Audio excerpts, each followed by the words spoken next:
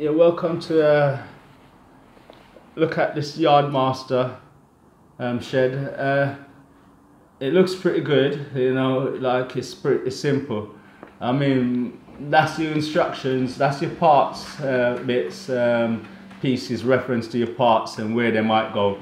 Now, you know, that's a list now on the other page of the next part of your parts and what you've got, your nuts, your bolts and screws and your fixtures and fittings, you know, and then it just shows you, you know, your next page is just things to remember. Weather warning: do not erect your building on a windy day. You know, it was pretty windy when I was trying to erect it, and it was bloody difficult.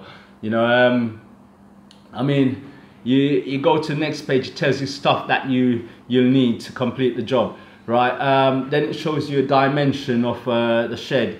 That's not much, you know, help for me. Then it goes into instructions and the dimensions like that, you know, and you've got no written explanation like step 1, step 2, put this or put that together. You know, you've just got diagrams, and if you're not really a builder or someone like that's familiar with putting things together, I think by looking at all of this, you are gonna need someone like that. So when you're looking at the Yardmaster sheds, they are pretty good for storing stuff, not pretty good at watertightage. If you're looking for a waterproof shed, it's not really the one to go. Overall, it's got like about 60% of my vote because of the instruction, putting together instructions pretty poor.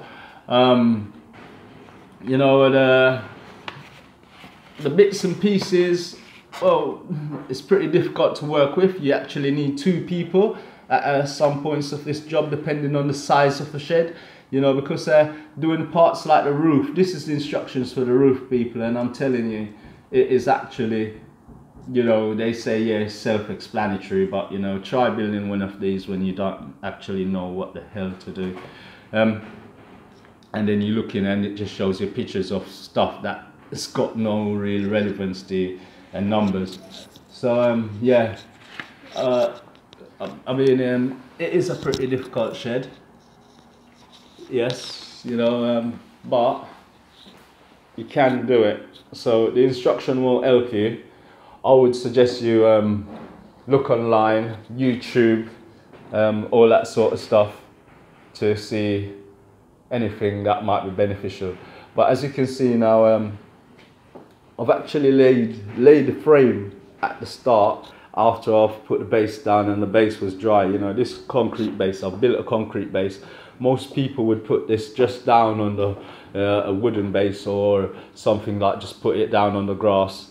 I've actually used my wheelbarrows and tools, and you know, over there my cement mixer, you know, to build this. And as you can see, the sides are slightly wet because I've just conducted a water test to see if the sides are watertight, and that turned out pretty good.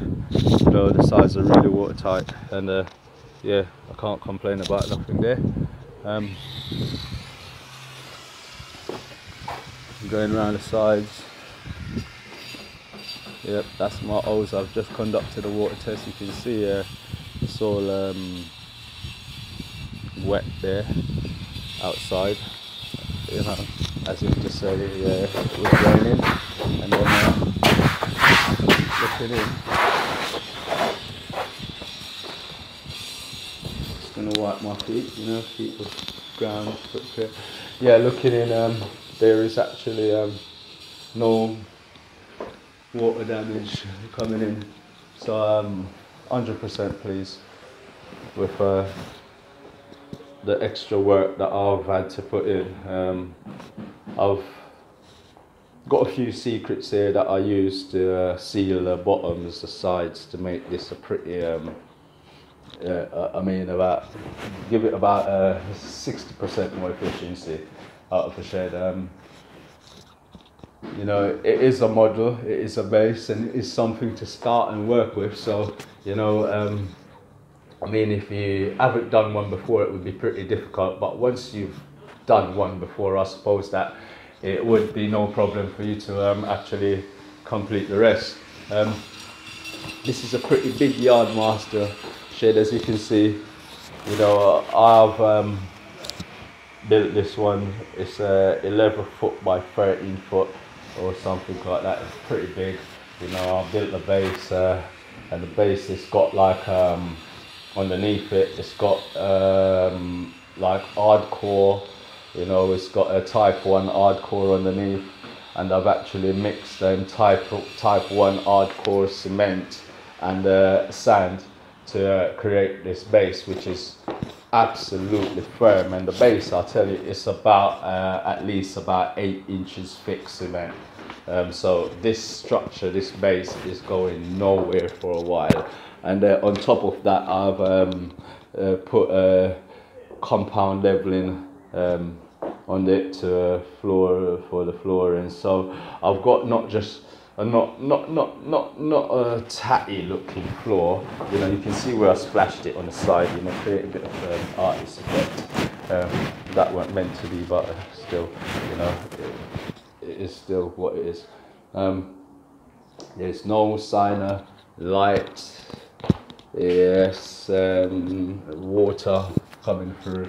I've felt the top where I was supposed to have the sun coming through. You know, I felt the top because what it was with the tops is I didn't feel that the tops was protected enough.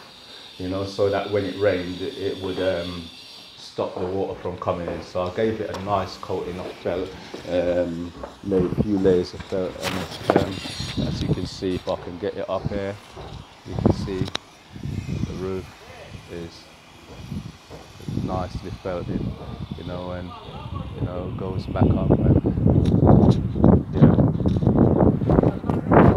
So thank you for watching my Yardmaster's Apex shed building. If you want a shed built like this or any advice, subscribe to my YouTube channel, send me a message or watch your videos, you know, request more information on how to, you know. But this is a pretty solid, structure now. You know, it's going nowhere. It is so strong. When I started off putting the panels together, they recommend do not do it on a windy day because everything is so flimsy. And once you start putting the structures up, you've got to put the corners up and the bottoms, and they stand on their own basically without any support, and they're so flimsy in a way that, you know, the wind does affect it.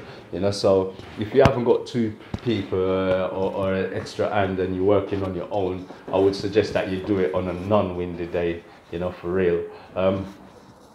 Looking around, this one is so big and it's really impressive. I'm impressed with the flooring. I'm impressed with the concrete. It's so nice, clean, spacious inside here. Yeah, this is one of my projects that I've just completed. I'm gonna go back now and give you an overall view. Soon all this thing will be cleaned up. This is all the tools I was using whilst doing it, you know. But it's massive.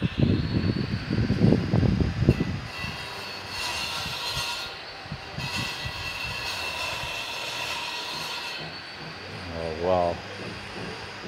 Impressive.